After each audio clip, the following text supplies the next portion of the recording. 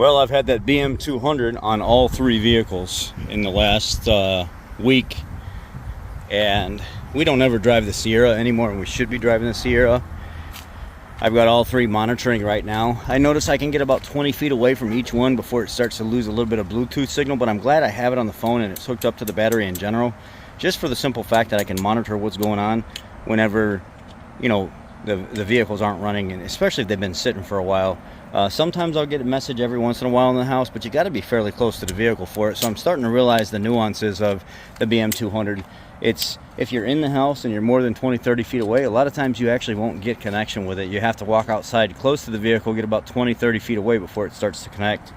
Anyway, I'm going to switch over into screen recording mode, and I'm going to show you what all three vehicles are reading at this moment. The Sierra hasn't been driven in like 3 or 4 days.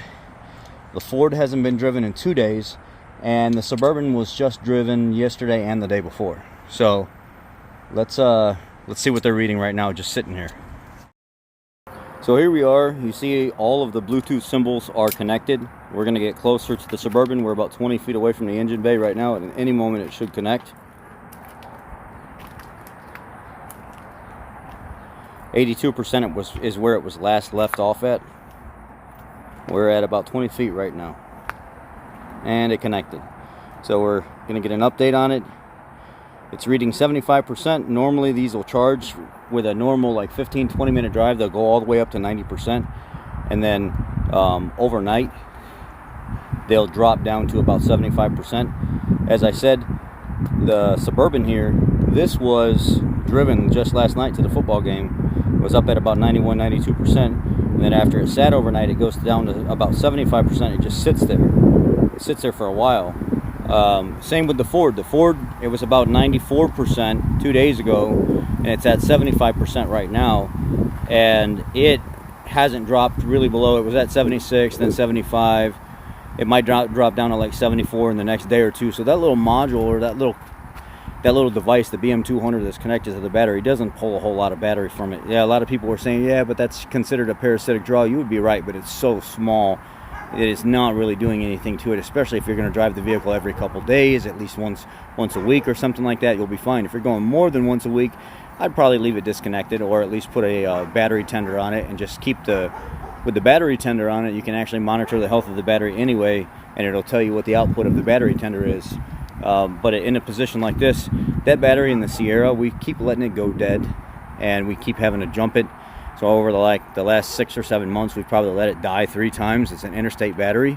Really what I need to do is I need to just go ahead and put that Sierra in the garage, or in front of the garage, and hook it up to the battery tender rejuvenator, and see if I can bring that battery back to life, and see if it will end up being resilient like these other two. The Ford battery, it's almost 5 years old, and I'm worried that it's going to go out soon. So I'm glad I got this monitor on there to keep track of that. And then also the Suburban, I think it's 3 or 4 years old, but it's still charging real good, and it doesn't show signs of dying anytime soon. If you click on the Sierra here, and you see it's down 22%, you can actually started. Let's see if I can figure out exactly where.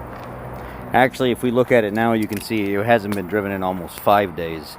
Or let's see, 10/8 is when I got it up to about 95% charge driving it, and then it's sat here since 10/8, and today's date is the 12th. So you can see it went from 95% charge all the way down to like, what it's saying, it's about 30% right now, but the actual meter is saying that it's 22%. That battery it drops really fast, really quick. So I bet you the battery's just probably no good anymore, because I can leave the other two vehicles sit and they don't drop at this rate. So that's how I can tell and monitor between the two. I'm going to throw this Sierra battery on a trickle charge, and then let's monitor it again next week, and then we'll do an update. But I really like having this monitor on there. Having the monitor on there helps me when I have multiple vehicles keep track of what's going on. When I really should be cycling them and driving them all, sometimes I get lazy as well, and I just don't. And then I end up causing more problems for myself. I'm human too, so you know, it's kind of like I make mistakes as well, even though I work on these cars and do this type of stuff every day. It's just a matter of making time to get around to the things that are important, which sometimes I neglect that. And here's the result. May end up having to put a battery in a vehicle soon when it wasn't necessary to begin with, if I had just been driving it every once in a while.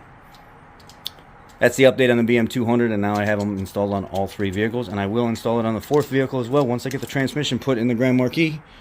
Yeah, that's where I'm at. Y'all be blessed. Take care.